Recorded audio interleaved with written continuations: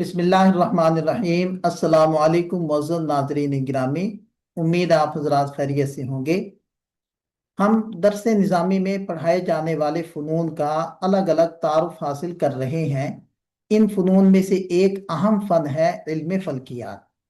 اس فن کی مشہور تعریف ہے هو العلم الباحث عن کیفیت اجرام السماوات و اشکالها و اوضاعها و مقادیر حرکاتها، یعنی یہ وہ علم ہے جو آسمانی اجسام یعنی سورج، چاند، ستارے، سیارے، ان کی کیفیت، ان کی شکلوں، ان کے مقامات اور ان کی حرکات کی مقداروں سے بحث کرتا ہے۔ مزید آسان الفاظ میں آپ یوں کہہ لیں کہ علم فلکیات، جسے علم ہیئت بھی کہا جاتا ہے، وہ علم ہے جو ہمیں آسمان پر نظر آنے والی ہر چیز یعنی سورج، چاند، ستاروں، سیاروں اور پوری کائنات کے نظام، حرکت اور ترتیب کو سمجھاتا ہے۔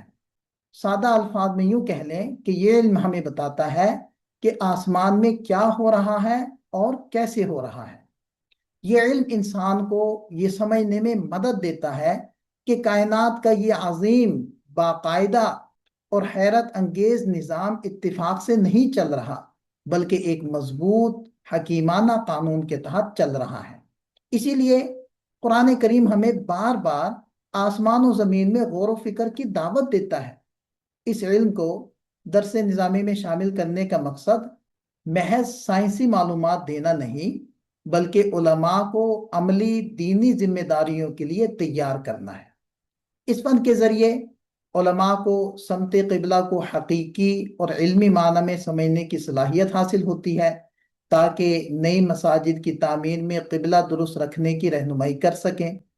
چونکہ بہت سی عبادات کا تعلق چاند کے طلوع و غروب سے ہے، اس لیے رؤیت ہلال سے متعلق مکمل بحث سامنے آتی ہے، جس میں شرائط، احتیاطیں، گواہی کا معیار، چاند کی شکلیں، افق سے بلندی اور اختلاف مطالع جیسے اہم مسائل شامل ہوتے ہیں، تاکہ علماء اس حساس مسئلے میں امت کی صحیح رہنمائی کر سکیں۔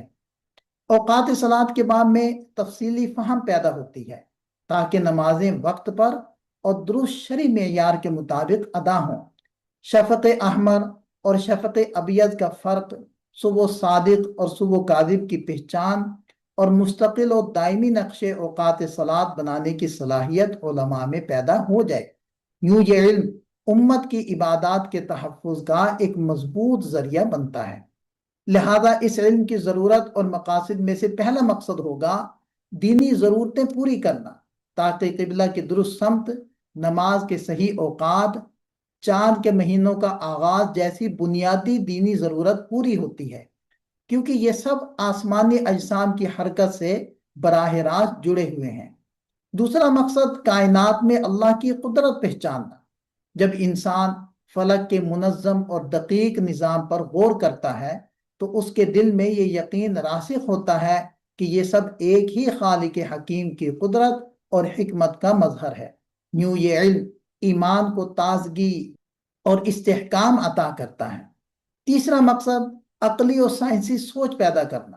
یہ علم ذہن کو مشاہدہ، حساب، ترتیب اور تحقیق کی طرف مائل کرتا ہے، اور انسان میں سائنسی طرز فکر پیدا کرتا ہے، جو آج کے دور میں ایک داعی اور عالم کے لیے نہایت ضروری ہے۔ علم حیات کے نمایاں فوائد کائنات کو اللہ کی نشانی کے طور پر دیکھنے کا ذہنی اور روحانی شعور پیدا کرنا ہے۔ ریاضی، طبیعیات اور جدید سائنس کو سمجھنے کے لیے بنیادی فکری تربیت ملتی ہے۔ تحقیق، مشاہدے اور دلیل کی اہمیت اجاگر ہوتی ہے۔ باطل نظریات جیسے کائنات کا خود بخود وجود میں آ جانا علمی اور عقلی بنیاد پر رد ہو جاتے ہیں۔ عالم دین کائنات کے مشاہدے کے ذریعے خود بھی اللہ کی عظمت سے متاثر ہوتا ہے اور امت کو بھی متاثر کر سکتا ہے۔ ایک دلچسپ اور عام فہم مثال لیتے ہیں کہ علم حیات کو آپ کائنات کی زبان پڑھنے کا فن سمجھے۔ جیسے نقشہ ہمیں راستہ دکھاتا ہے اور گھڑی وقت بتاتی ہے، اسی طرح فلکیات ہمیں بتاتی ہے کہ آسمان میں کیا چل رہا ہے، کیوں چل رہا ہے اور اس سے ہمیں کیا سبق ملتا ہے۔ یہ علم انسان کو زمین سے آسمان تک ایک ایسا روشن راستہ دکھاتا ہے جس میں علم بھی ہے، عقل بھی ہے اور ایمان بھی۔ تو ملتے ہیں ایک مزید فن کے تعارف کے ساتھ۔ والسلام ورحمۃ اللہ۔